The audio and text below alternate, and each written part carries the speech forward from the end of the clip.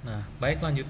Selamat pagi, selamat siang, dan selamat malam teman-teman yang berada di rumah. Assalamualaikum warahmatullahi wabarakatuh. Salam damai, salam sejahtera, Om Swastiastu, Namo Buddhaya, dan salam kebajikan. Teman-teman yang berada di rumah, saya lanjut terkait dengan audit manajemen atas perolehan sumber daya manusia. Nah, audit manajemen perolehan sumber daya manusia. Jadi yang sebelumnya terkait dengan langkah kerja, bagaimana kita melakukan audit, dan selanjutnya kita membahas terkait dengan perolehan SDM. Apa itu perolehan SDM? Nah, nanti saya bahas beberapa poin. Ya, nanti saya bahas tentang perencanaan audit bagaimana, ya, terkait dengan rekrutmen itu bagaimana, ya, terkait dengan seleksi itu bagaimana, sampai dengan terkait dengan orientasi penempatan itu bagaimana. Jadi hal-hal yang tanda merah ini yang saya bahas pada saat ini. Untuk pengelolaan SDM dan pengurangan SDM saya bahas di video lanjutan, video berikutnya minggu depan. Teman-teman yang berada di rumah, pada hari ini saya membahas terkait perencanaan SDM dan tahapan. Nah, di mana perencanaan SDM ini merupakan proses untuk menganalisis dan mengidentifikasi tentang kebutuhan dan ketersediaan SDM untuk menyelesaikan berbagai bidang tugas dan tanggung jawab yang harus dikelola perusahaan dalam mencapai tujuan. Jadi perencanaan ini tentunya perlu dianalisis dulu atas kebutuhan dan ketersediaan SDM dari departemen yang memang membutuhkan. Ya, jadi kita rencanakan, kita analisis apakah misalkan di SDM tersebut, di departemen, misalnya departemen PIC atau departemen accounting, butuh orang accounting, ya. Nah, kita lihat dulu, kita analisis dulu terkait dengan apa jumlah atau karyawan yang ada di accounting tersebut, apakah bisa menghandle kekosongan atau kebutuhan karyawan tersebut, atau malah di accounting itu naik jabatan atau naik jabatan, artinya naik jabatan itu dari produksi, ya, misalnya dari produksi, dari administrasi produksi atau administrasi gudang, ya, administrasi gudang, dia mumpuni untuk mengelola atau dipercaya untuk mengisi kebutuhan si SDM. Ya, kalau dipercaya dan dia bisa langsung masuk ke bagian accounting. Tapi ketika dianalisis dan dirasa tidak mumpuni, ya, akhirnya kita butuh namanya mencari calon karyawan baru. Nah, dan tentunya dari perencanaan ini kita mengetahui tujuan dan strategi perusahaan tersebut. Ini kalau kita berbicara pada tahapan, ya. Dari tahapan tersebut kita review tujuan strategi perusahaan, apakah ketersediaan SDM, ya, ketersediaan SDM ini sudah mencukupi apa belum. Ya, kita menilai kondisi keuangan, kita menilai kondisi internal dulu, ya. Kita menilai kondisi internal dulu. Nah, setelah itu ketika kita analisis atau kita lihat kondisi internal, kita juga melihat analisis lingkungan eksternal itu bagaimana. Apakah ada perubahan politik atau apakah ada perubahan UMR, atau ada perubahan terkait dengan undang-undang ketenagakerjaan, ya.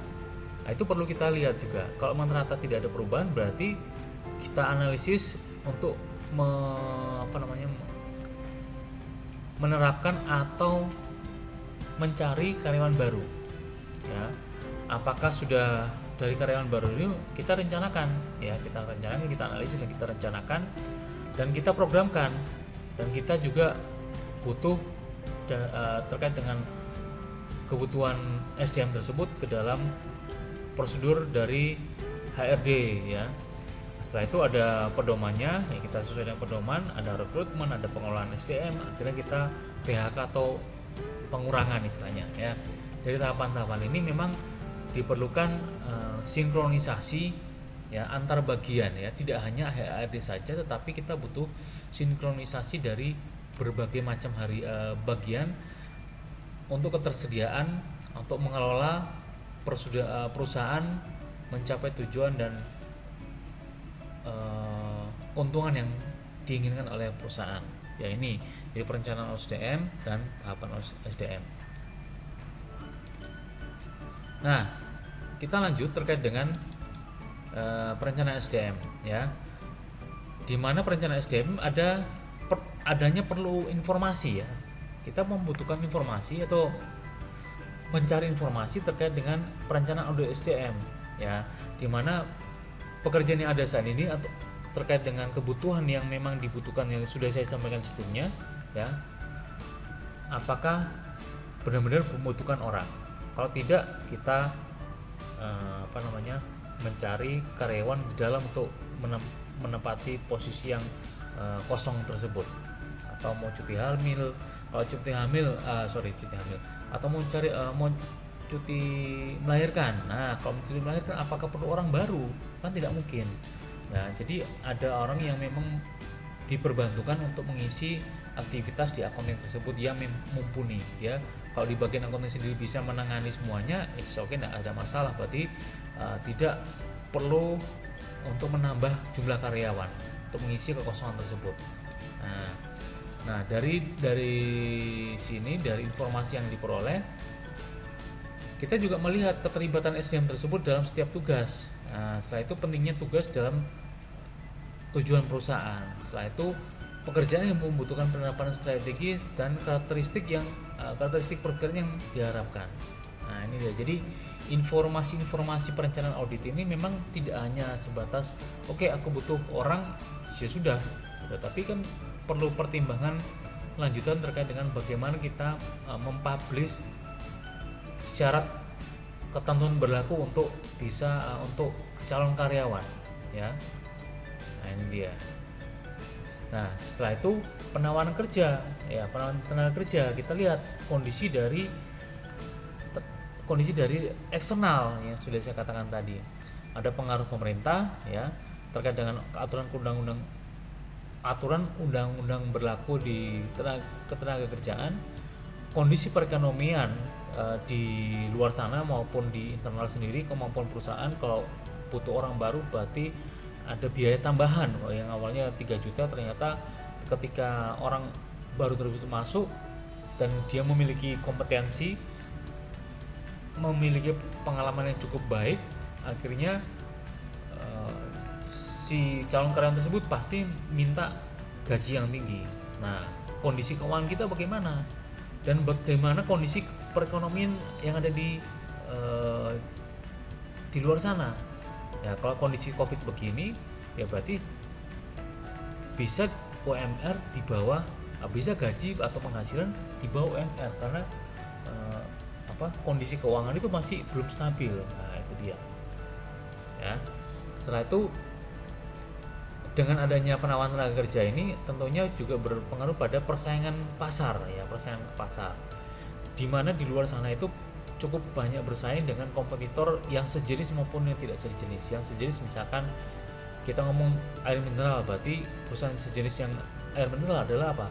Ya, air mineral A, B, C dan D dan sebagainya. Ya, jadi itu juga dibutuhkan untuk mencari karyawan baru ya, atau ya mencari karyawan baru atau calon tenaga kerja baru ya. Itu juga dibutuhkan ya. Kalau ternyata salah satu produk atau kompetitornya kita gulung tikar, berarti bisa menjadi peluang kita mencari karyawan baru. Karena apa? Ya, gulung tikar berarti banyak karyawan yang gulung tikar itu keluar dan kita akhirnya menggenjot kita akhirnya menambah jumlah produksi dan membutuhkan karyawan baru ya. Nah, setelah itu komposisi tenaga kerja langsung dan pola kerja itu juga perlu penilaian ya, sehingga kita perlu memperhatikan penerimaan tenaga kerja untuk memenuhi kebutuhan sumber daya manusia perusahaan dan tidak melanggar norma hukum terkait penerimaan kerja. Nah, misalkan yang kita butuhkan adalah S1 accounting, S1 hukum, S1 teknik industri dan sebagainya, kan juga butuh memastikan aturan yang berlaku. Syarat misalkan, saya butuhkan syarat atau usia berapa. Setelah itu apakah karyawan tersebut memiliki pengalaman kerja, ya, dan sebagainya. Itu kan menjadi dasar perencanaan sumber daya manusia terkait dengan informasi rencana audit dan penawaran tenaga kerja. Nah, lanjutnya terkait dengan manfaat perencanaan sumber daya manusia. Dengan adanya manfaat perencanaan manusia, bisa kita memanfaatkan SDM yang sudah ada, ya, dengan melakukan audit ini, atau kita yang di departemen ini, apakah langsung ketika dibutuhkan karyawan, tadi saya katakan tadi, apakah langsung mencari tenaga kerja di luar, atau kita memanfaatkan SDM yang sudah ada. Nah, setelah itu ada peningkatan efektivitas dan produktivitas kerja. Ini yang menjadi dasar pemanfaatan perencanaan SDM, peningkatan efektivitas dan produktivitas kerja, ya. Kalau efisien, ya belum tentu efektif belum tentu efisien. Artinya bagaimana? Kalau misalkan si perusahaan itu menerima karyawan baru dengan gaji 15 juta untuk ditempatkan di bagian accounting khusus untuk penagihan piutang, ya, dengan kondisi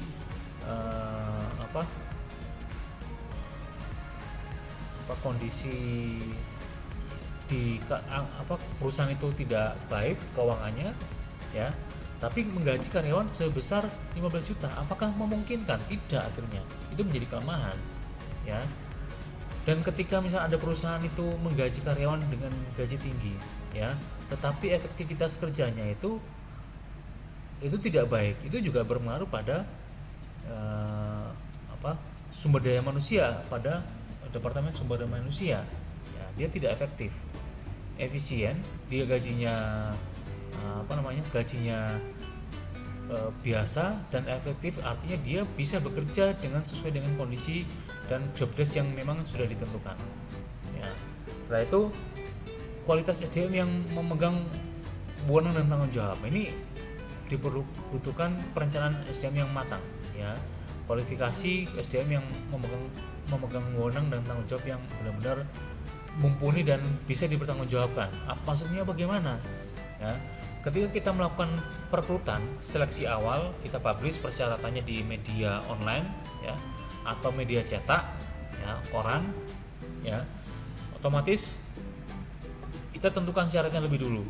Ada usia, ada pengalaman selama 5 tahun di bagian accounting, pengalaman di bagian pemasaran, pengalaman di bagian produksi, panggil dan sebagainya. Itu menjadi kualifikasi awal, syarat utama. Mampu berbahasa Mandarin, bahasa Inggris, bahasa Spanyol, bahasa planet, bahasa apapun itu, ya, itu menjadi syarat utama. Nah, setelah itu pengalaman kerjanya bagaimana, selama berapa tahun dia itu bekerja dan berapa lama dia itu di perusahaan yang sebelumnya. Jangan-jangan 3 bulan keluar, 6 bulan keluar, itu juga terdata di dalam aktivitas riwayat hidup, ya, di dalam aktivitas riwayat hidup.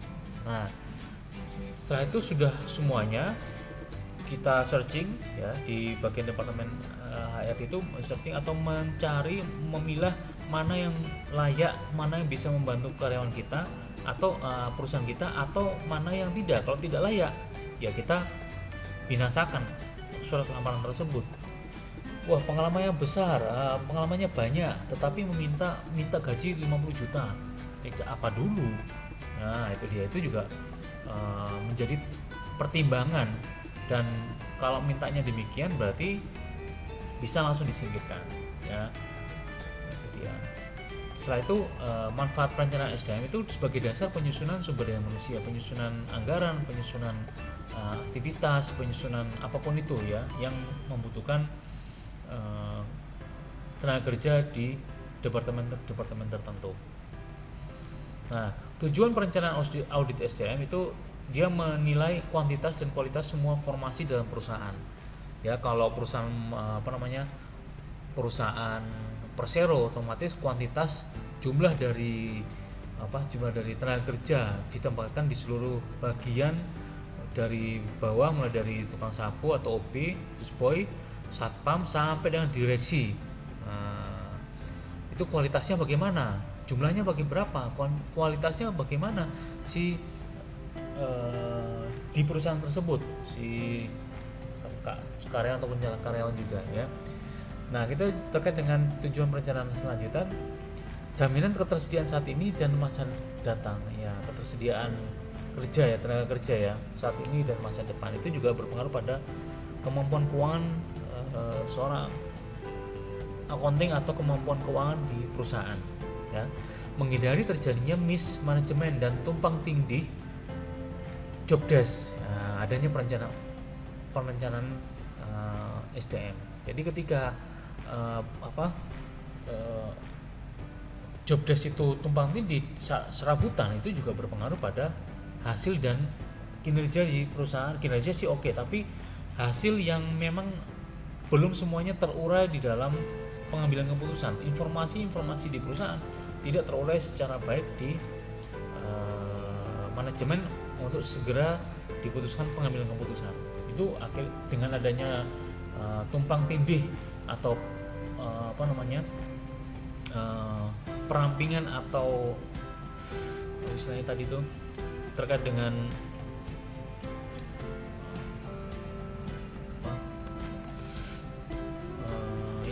terkait dengan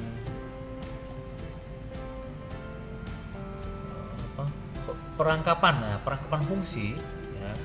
Perangkapan fungsi itu akan berpengaruh pada informasi kepada manajemen ya.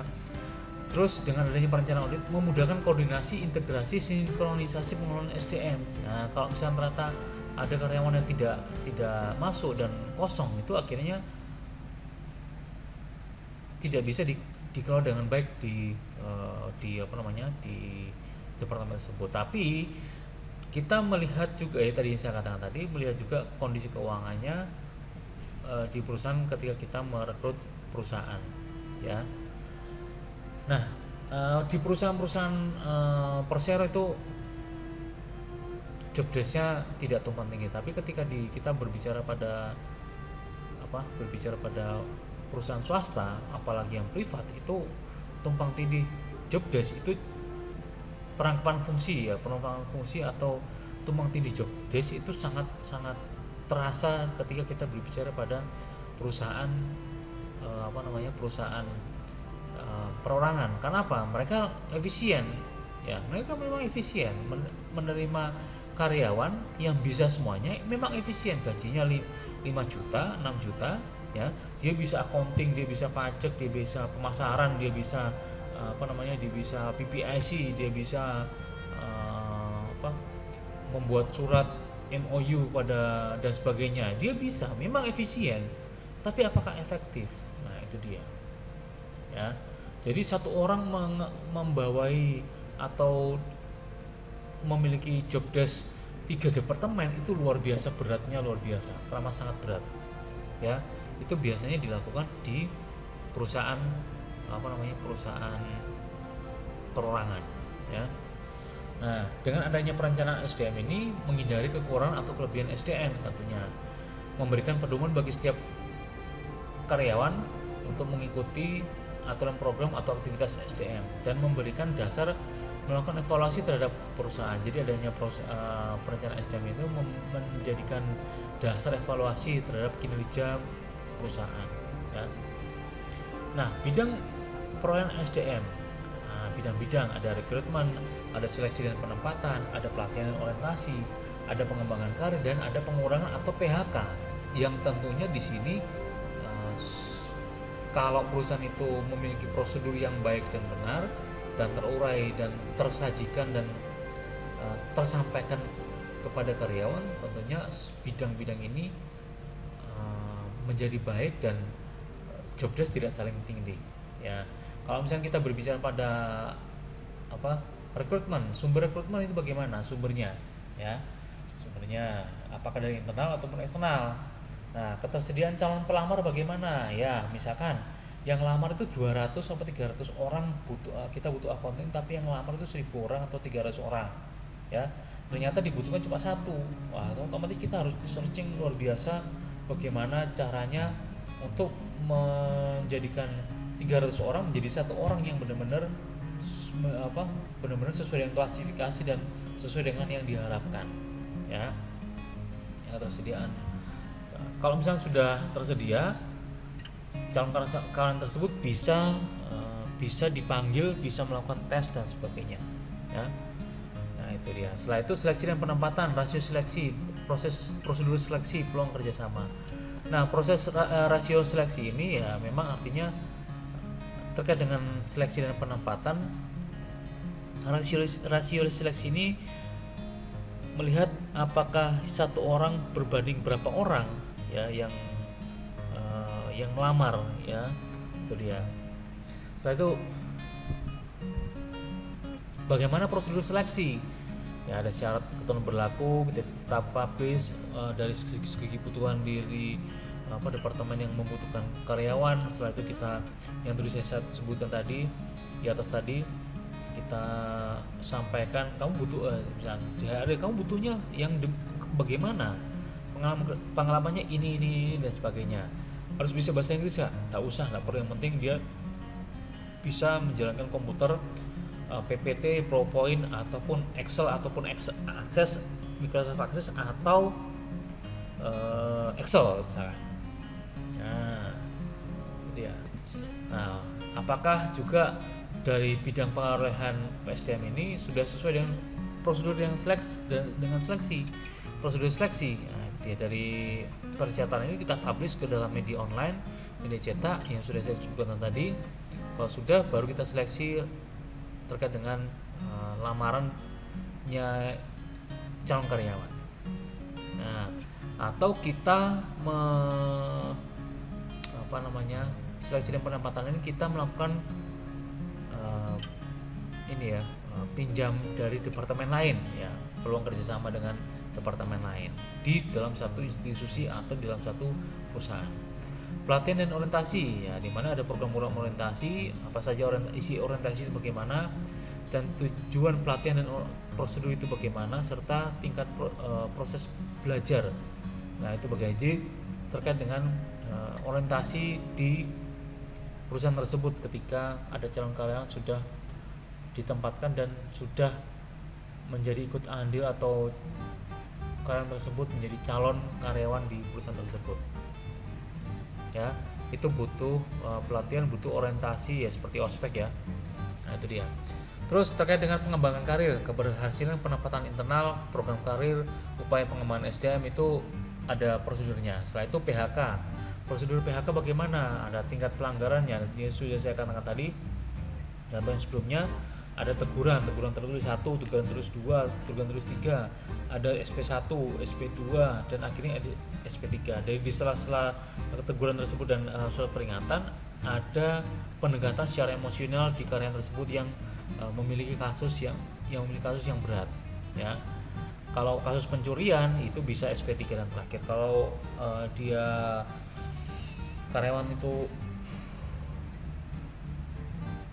ngantuk pada saat atau tidur pada saat jam kerja, itu sudah, dan dilakukan berkali-kali, itu sudah menjadi pelanggaran, ya, berat, karena sudah teguran 1, teguran 2, teguran 3, ternyata tetap diulangi, ada SP1 akhirnya, atau SP2 atau bahkan SP3, ya. Nah, dengan SP itu atau sanksi itu yang memang menjadi upaya perusahaan untuk meminimalkan kecurangan yang ada di lapangan, ya. Nah, lanjut terkait dengan sumber tenaga kerja. Sumber tenaga kerja dari mana? Ada dari BLK, Balai Latihan Kerja, ada dari perusahaan pendidikan tinggi, ya, ada dari bursa kerja yang ada di lapangan sana, atau dari lembaga lain. Ya, lembaga lain contohnya apa? Ada aplikasi Jobdesk, Jobstreet, ada aplikasi kandidat, ada aplikasi-aplikasi yang memang berbasis online atau berbasis cloud, ya. Ini dibutuhkan kalau HD tidak menimba ilmu, tidak memiliki kreativitas untuk mempublish di media online dan mengutak-atik teknologi, itu juga akhirnya ketinggalan ya. Nah, lanjut. Faktor perencanaan SDM ada eksternal dan internal. Kalau eksternal ya, ekonomi, sosial politik, hukum, teknologi dan pesaing. Kalau terkait dengan ekonomi, perluasan kegiatan bisnis membutuhkan tenaga kerja baru. Oke. Jadi adanya perencanaan atau pengelolaan SDM ini ketika di perusahaan itu mengembangkan usaha tentunya membutuhkan tenaga kerja. Ada sosial politik, sosio penolakan atas keberadaan pabrik. Nah, ini biasanya orang atau masyarakat di ring pabrik baru, 20 meter di ring pabrik baru itu biasanya dipekerjakan di perusahaan tersebut. Kalaupun ternyata pabrik baru itu tidak mempekerjakan karyawan khususnya dari masyarakat setempat, itu juga berpengaruh pada kelanjutan dari aktivitas bisnis di perusahaan tersebut ya. Karena apa? Masyarakat menolaknya karena apa? Nah, itu dia, tidak ada prosedur yang berlaku terkait dengan AMDAL, analisis dampak lingkungan. Dia membuang polusi setiap jam sekian sampai sekian, akan berpengaruh pada politik ya. Politik yang terjadi bagaimana? Terjadi saat ini. Oh, ternyata politik sekarang itu atau inflasi kenaikan harga barang itu cukup tinggi. Ya, biasanya inflasi dan politik saling bekerja sama. Ketika politik berlangsung, misalkan salah satu terkait dengan pemilihan kepala daerah, pemilihan presiden. Nah, itu kan juga tingkat inflasi, tingkat kenaikan harga di bagian atau bidang reklame itu kan juga cukup teramat sangat tinggi. Nah, itu juga menjadi dasar faktor di audit perencanaan SDM ini. Ya, kenapa kita kaitkan dengan politik? Kenapa SDM, perencanaan atau pengelolaan SDM itu membutuhkan politik? Ya, tidak sebegitu amat sih ya. Politik juga perlu karena itu tadi, ketika di lapangan ada kenaikan inflasi terkait dengan panasnya politik di Indonesia, itu juga berpengaruh atas penerimaan tersebut. Dan kalau ternyata perusahaan tersebut itu full produknya itu mendukung pemilihan presiden, kepala daerah ya, dari provinsi, kota, kabupaten maupun desa, perusahaan itu mensupport full, itu pasti akan berpengaruh pada kebutuhan tenaga kerja ya. Ya, apakah langsung pegawai tetap? Tidak. Apakah langsung kontrak? Tidak. Bisa menggunakan outsourcing ya. Itu dia. Nah, terkait dengan teknologi, pemanfaatan teknologi mengikuti perkembangan zaman pastinya. Terus persaingan kompetitor dan persaingan dengan barang impor. Wah, ini ternyata ada persaingannya, pesaingnya siapa? Ada kompetitor di barang yang sama, itu kompetitor. Kalau kompetitor itu di pasar oligopoli, bukan pasar monopoli. Kalau pasar monopoli itu seperti PLN, pasar istilahnya PLN, PDAM, tidak ada pihak swasta yang ikut andil ya. Garuda Indonesia, pesawat itu banyak pesawat. Garuda Indonesia, ada Batik, ada Lion, ada Citylink, ada macam-macam ya.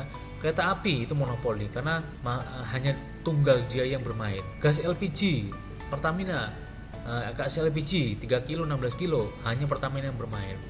Kalau sudah terkait Pertamina, kalau sudah berbicara pada SPBU di Indonesia, sekarang sudah tidak lagi SPBU Pertamina saja yang Pertamina miliki, tetapi ada Shell, ada punyanya punyanya si Petronas, ada Shell, ada Petronas dan macam-macam. Itu termasuk pasar monopoli. Kalau pasar oligopoli, banyak barang ikut andil sebagai kompetitor ya. Itu juga ketika kita membutuhkan karyawan, ketika kita perusahaan itu penjualannya baik dan bagus dan permintaan banyak, juga berpengaruh pada kebutuhan atas. Nah, bagaimana dengan faktor internal atau organisasi? Dia melihat strategi perusahaannya bagaimana, keuangan perusahaan bagaimana, penguasaan pasar bagaimana, bisnis baru yang nantinya dikembangkan, dan tipe serta bentuk organisasi. Ya, strategi perusahaan di mana eksistensi dan orientasi pertumbuhan dengan perkembangan dan perluasan usaha membutuhkan karyawan. Dengan perluasan usaha, pengembangan usaha, pertumbuhan ekonomi di perusahaan tersebut juga berpengaruh pada keuangan perusahaan, penentu kekuatan internal perusahaan ya. Kalau misalnya ternyata perusahaannya baik, keuangan baik otomatis butuh tenaga kerja. Kalau enggak ya kita harus sabar dulu untuk menanti terkait dengan keuangan dan kebutuhan tenaga kerja. Penguasaan pasar, kemampuan analisis pasar, dan ketat tidaknya persaingan, pengelolaan atau perencanaan sumber daya manusia. Bisnis baru, dengan adanya bisnis baru, dengan melakukan akuisisi atau penggabungan usaha, itu juga membutuhkan karyawan baru, atau bahkan dengan adanya akuisisi atau penggabungan usaha atau merger ini akan mengurangi SDM malah, bahkan itu bisa saja terjadi. Kalau ada induk perusahaan dan anak perusahaan, otomatis anak perusahaan tidak terlalu berpikir pada karyawan untuk dikeluarkan apa tidak, tetapi dengan adanya induk dan anak, masing-masing bagian, masing-masing perusahaan bekerja di bidangnya masing-masing. Nah, tipe dan bentuk organisasi dengan keputusan manajemen punta untuk memutuskan akuisisi atau penggabungan usaha, itu pasti yang saya sebutkan tadi berpengaruh pada perencanaan SDM. Nah, di sini saya lihat terkait perencanaan ya. Di pengelolaan kita turunkan menjadi 4 bagian: perencanaan dan sekarang seleksi. Nah, seleksi otomatis proses evaluasi awal dan pemilihan calon tenaga kerja yang tepat untuk mengisi kebutuhan tenaga kerja yang tersedia. Syarat kualifikasi tadi sudah saya sampaikan, kemauan adaptasi kultur atau budaya perusahaan. Nah, ini juga berpengaruh pada penempatan atau berpengaruh pada calon tenaga kerja atau tenaga kerja yang masih baru, yang sudah masuk dan sudah melewati proses seleksi dan goal dan dia bekerja di perusahaan. Otomatis juga berpengaruh pada kinerja awalnya dia, atau berpengaruh pada adaptasinya dia. Kalau memang dia tuh sulit bergaul dan susah untuk mengajak ngomong, dia tidak informan, tidak komunikasi tidak baik, itu juga berpengaruh negatif bagi si karyawan tersebut untuk melanjutkan atau untuk ikut dulu kultur dan budaya di perusahaan tersebut. Kalau dia tidak cocok, itu bisa saja terjadi karyawan tersebut keluar. Ya, kalau tidak cocok ataupun pressure-nya cukup tinggi, itu berpengaruh pada kinerja si karyawan yang baru. Sedangkan karyawan baru ini membutuhkan kondisi dan waktu kerja, penilaian kerja. Butuh penilaian kerja di awal 3 bulan atau 6 bulan, karena bulan selesai dikontrak selama 1 tahun. Nah, itu kan butuh adaptasi menjelang 3 bulan, menjelang 6 bulan. Bisa enggak? Nah, sebelum 6 bulan otomatis benar-benar bekerja, otomatis perlu adanya pelatihan. Nah, seleksi ini juga memastikan bahwa karyawan yang kita peroleh, yang kita sudah seleksi dan lulus semuanya ya, itu pun yang menjadi dasar kita untuk aktivitas selanjutnya. Nah, di karyawan tersebut apakah juga ya, kita kan ketika kita melakukan wawancara otomatis ada tes mini ya yang dilakukan oleh departemen itu langsung sebagai atasan kita ya, atau bagian dari departemen tersebut ya, ngetesnya itu ngetes bahasa secara verbal, pengalamannya dia itu bagaimana, bahasa tubuhnya dia bagaimana, ngetes kemampuan berpikirnya dia, ngetes kompetensinya dia itu bagaimana. Itu juga butuh proses ya. Dan apakah dia tangguh? Nah, ini dia tangguh dalam atau tahan banting di dalam budaya organisasi atau kultur organisasi di perusahaan yang baru dia tempati ya. Dan juga kita perlu tahu, kita perlu tes tingkat stresnya dia bagaimana, dengan pressure yang tinggi, dengan pekerjaan loadnya cukup luar biasa, apakah dia stres apa tidak. Itu juga menjadikan kita sebagai dasar untuk melakukan audit seleksi. Nah, tahapan seleksi ketika sudah sesuai, atau langkah-langkah seleksi ketika sudah sesuai dengan kualifikasi, ada namanya lolos seleksi ya. Dimana dari lolos seleksi ini atau lolos kualifikasi ini ada namanya pemanggilan pada calon karyawan. Ada tes psikologi, tes keterampilan atau kompetensi, tes kejujuran, tes sikap, tes kesehatan ya. Satu melakukan wawancara yang dilakukan oleh satuan kerja atau departemen yang membutuhkan, atau atasan langsung yang nantinya membina karyawan tersebut, mengembangkan karyawan tersebut, menilai karyawan tersebut dan mengawasi karyawan tersebut terhadap kinerja dari karyawan yang baru. Dan poin D, analisis berkas calon pegawai. Nah, kita melihat latar belakangnya dia bagaimana, SD, tingkat pendidikannya dia bagaimana, SMP, SMA, kampus, kuliah, S1, S2, S3 ya. Setelah itu, siapa sih yang bawa anak ini ke sini? Referensi pelamarnya istilahnya. Siapa yang bawa anak dia ke sini? Kok bisa? Kok tahu kita punya atau kita membutuhkan tenaga kerja? Referensinya siapa? Si A, B, C, D. Oh, ya sudah. Nah, kalau sudah ada namanya referensi, kalau referensi itu yang disebutin itu seorang direksi atau owner, ya sudah wis, tapi menjadi memiliki tanggung jawab besar si karyawan baru. Kenapa? Dia mempertaruhkan nama si yang memiliki referensi itu. Nah, itu dia. Kalau jelek, kerjanya jelek akan berpengaruh pada nama si yang membawa. Wawancara dengan accounting, ya untuk apa? Memastikan penghasilan yang diperoleh, ya pemotongan apa saja, iuran apa saja yang nantinya diperoleh, pajaknya kena berapa persen dan sebagainya. Yang nantinya bagian accounting itu menimbang-nimbang gaji atau penghasilan yang nantinya diperoleh oleh karyawan baru tersebut. Karena biasanya ketika kita sudah berbicara pada accounting ini, bagian accounting, bagian gaji ini, ketika si calon karyawan baru ini sudah targetnya tinggi dan memiliki pengalaman yang cukup banyak, itu juga berpengaruh pada gaji. Kalau baru lulus tapi minta manajer, siapa kamu? Nah itu dia. Mendemonstrasikan keterampilan yang dimiliki, ya itu dia. Mendemonstrasikan keterampilan yang dimiliki terkait dengan mesin, komputer dan lain sebagainya. Tujuan khusus seleksi, ada berbagai macam penerapan strategi bisnis yang nantinya ditentukan. Tuh, investasi keuangan dilakukan pada karyawan dapat kembali pada waktu tertentu, ya.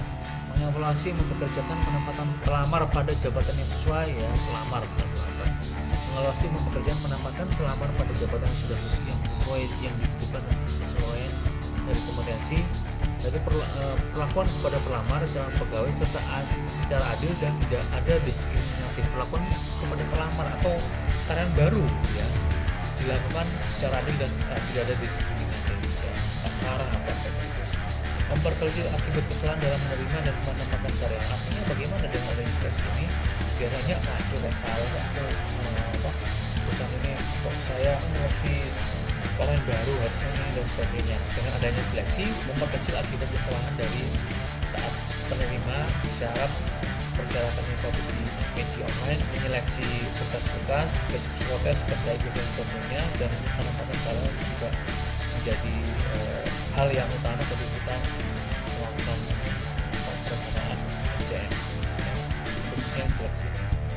Memenuhi tujuan penerimaan karyawan dan jadwal yang sudah ditentukan.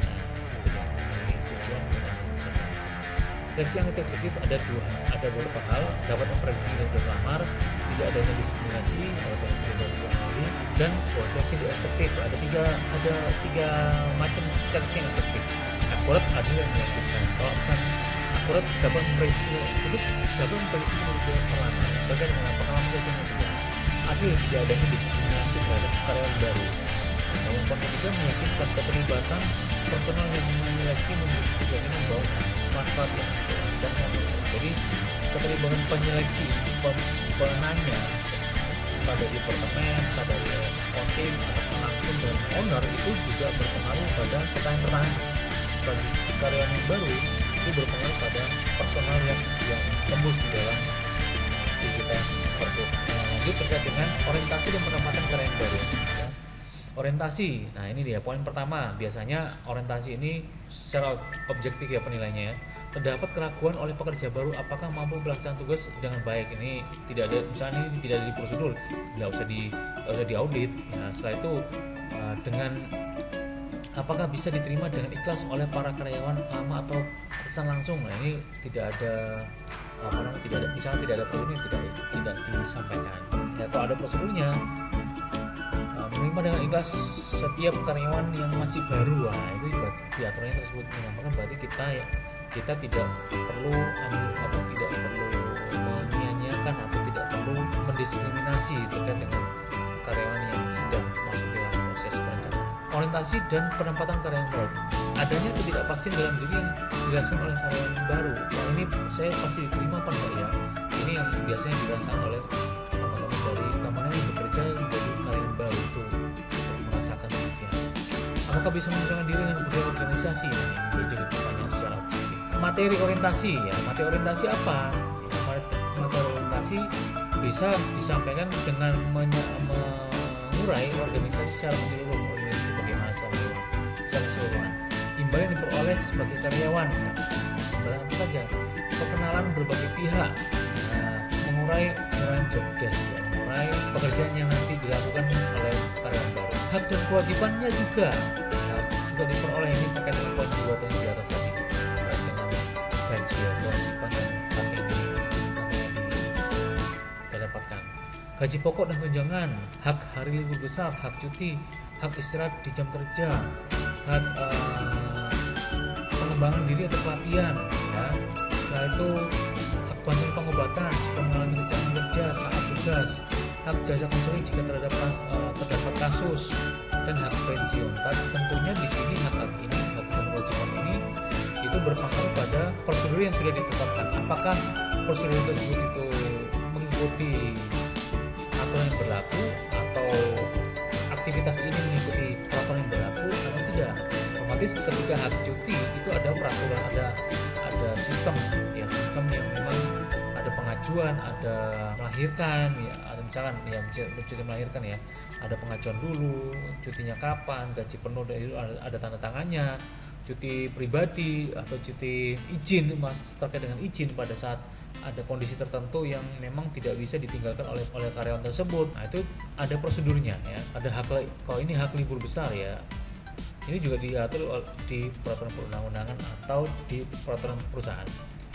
Nah, ini dia. Jadi seluruhnya ini sebenarnya juga ada banyak aktivitas, ada banyak dokumen, ada banyak informasi yang nantinya diperoleh bagi masukan dalam perusahaan, bagi manajemen atau pengambilan keputusan terkait dengan hak kewajiban ya.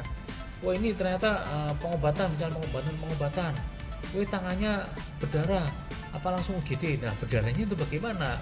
Oh, ternyata hanya kena silet atau karter. Apakah perlu UGD? Tidak. Nah, yang diperlukan untuk dibawa langsung ke UGD itu ada macam-macam yang benar-benar kritis. Indikator keberhasilan orientasi. Nah, ini dia. Ini juga diperlukan dalam kita mengaudit. Persentase jumlah karyawan baru itu berhenti atau keluar lebih tinggi bila dibandingkan dengan karyawan lama. Ini berarti dia tidak tahan tekanan. Si karyawan ini secara objektif ya nilainya ya, tidak tahan tekanan, tidak bisa adaptasi di budaya baru, bisa adaptasi dengan suasana bekerjanya dia, atau bahkan pressure yang diperoleh dari perusahaan tersebut. Biasanya kalau perusahaan itu keluar masuk karyawan itu patut dipertanyakan. Nah, ini diperlukan audit manajemen ya. Kalau misalnya ternyata hari ini sudah menerima karyawan baru, 3 hari training, 4 hari training, seminggu training, keluar, kita publish lagi, ternyata semua bertahan 3 minggu, habis lagi persyaratan, seleksi dan sebagainya, kita mengeluarkan uang lagi dan kita proses dan menjadi karyawan baru, ternyata 1 bulan keluar. Itu kan masa kita berkutik pada itu terus? Itu masalah. Perusahaan yang demikian itu sebenarnya masalah besar. Kenapa demikian? Jadi itu perlu diaudit secara manajemen ya. Bila karyawan baru tidak lagi ada keraguan dalam bekerja, merasa cocok dalam ini, kalau perusahaan ini atau karyawan baru ini tidak ada keraguan untuk tetap bekerja dan merasa cocok dengan lingkungan sekitar, itu juga berpengaruh pada lamanya dia bekerja. Apabila karyawan baru menjadi siap pakai dan segera mampu memberikan kontribusi ke arah kepada apabila karyawan baru menjadi siap pakai dan dia segera mampu memberikan jadi karyawan baru ini sebenarnya bisa berkontribusi dan bisa siap bekerja dan bisa menerima keadaan, kondisi budaya, dan bisa memberikan kontribusi. Itu bisa dijadikan sebagai indikator keberhasilan. Itu ada nilainya juga. Artinya ada prosedurnya juga, ada form penilaiannya juga. Nah, di sini kita lihat saja terkait dengan pertanyaan-pertanyaan. Oh, ini pertanyaan tadi sudah saya tanyakan tadi ya. Kesimpulannya adalah audit manajemen perolehan sumber daya manusia atau perencanaan SDM dilakukan sebagai upaya awal dalam menyeleksi, orientasi, dan menempatkan karyawan baru sesuai dengan pedoman dan standar kerja atau standar operasional yang berlaku. Apakah sudah sesuai ataukah belum? Nah, ini kesimpulannya. Di upaya awal untuk mengurangi ketidakefisienan di bagian ini. Kalau ada yang kurang berarti ada rekomendasi. Itu dari saya. Terima kasih. Semoga apa yang saya sampaikan bermanfaat. Kalaupun ternyata masih kurang jelas, bisa demikian yang dapat disampaikan. Terima kasih. Selamat pagi, selamat siang, dan selamat malam. Assalamualaikum warahmatullahi wabarakatuh. Salam damai, salam sejahtera, namo buddhaya, om swastiastu, salam kebajikan, namaste.